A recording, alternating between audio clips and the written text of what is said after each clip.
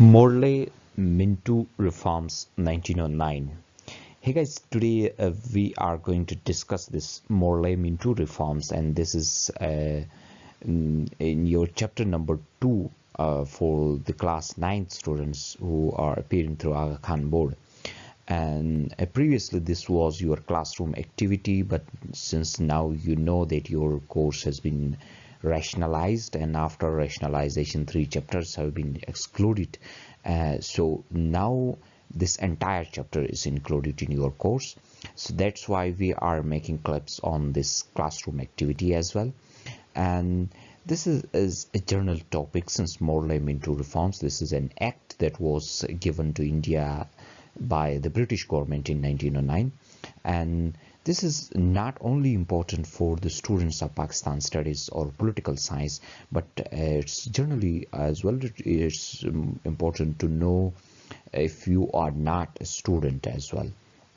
So and let's have some discussion on this, but before we will move towards the points that were discussed in or that were given under the Morlay Minto reforms of 1909, I think it's very important to know that who were Morlay and Minto, why this reform is called Morlay Minto reform.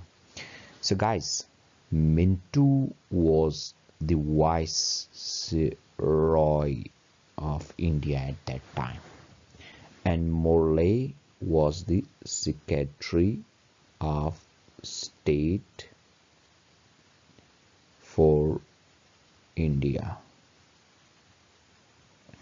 These two guys were, one was Viceroy of India and another was the Secretary of State for India. Together they had drafted those proposals. That's why it's called Morlay Minto reforms. It's also called Council Act of 1909. There's a reason behind it why it is called Council Act that you will come to know in next slide when you will discuss the reforms that were proposed by Morlay and Minto. You will know why it is called Council Act as well. So that's why I will recommend you to watch this clip till the end. Now let's see the main points of this act. Although it's not possible to discuss all points, so since it's a long act, so we will confine us to just 3 or 4 points which are the most important points. The first point was that the Imperial Council was increased to 60 members by adding non-official members. That's I'm sorry guys. The first point was that the size of Imperial Council was increased to 60 members, and this increase was made by adding non-official members.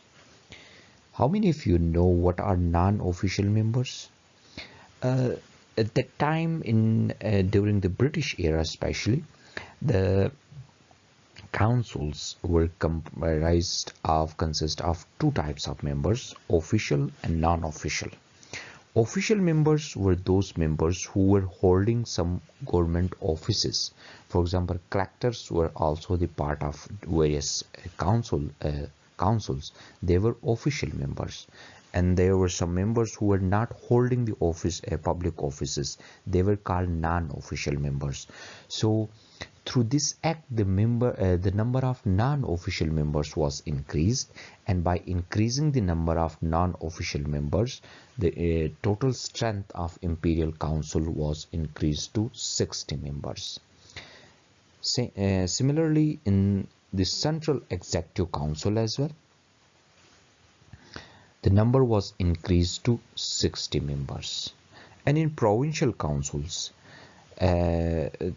increase was done in provincial councils as well, but it was not same for all provinces.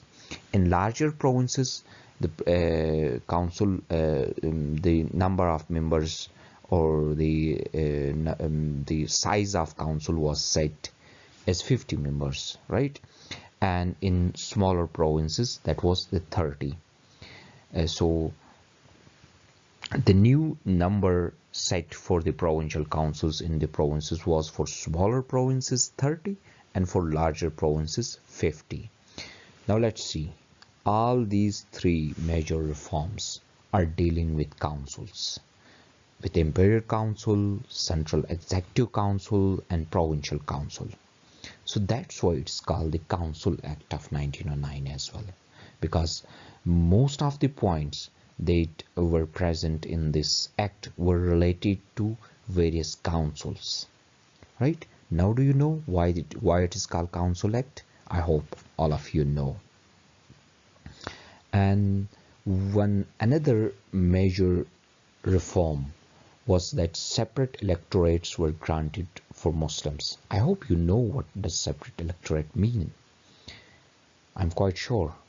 But if still it's not clear what separate electorate is, that guys, separate electorate means granting separate seats to minorities in such a way that only minorities could contest on those elections and only minorities could cast vote for those candidates.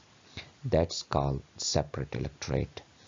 It means the separate electorates were granted for Muslims. What does it mean? It means that now on Muslim seats only Muslims will contest elections and only Muslims will cast vote to those candidates.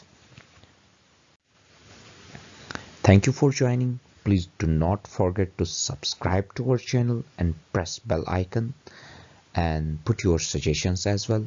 Once again, thanks for joining. Take care. Goodbye.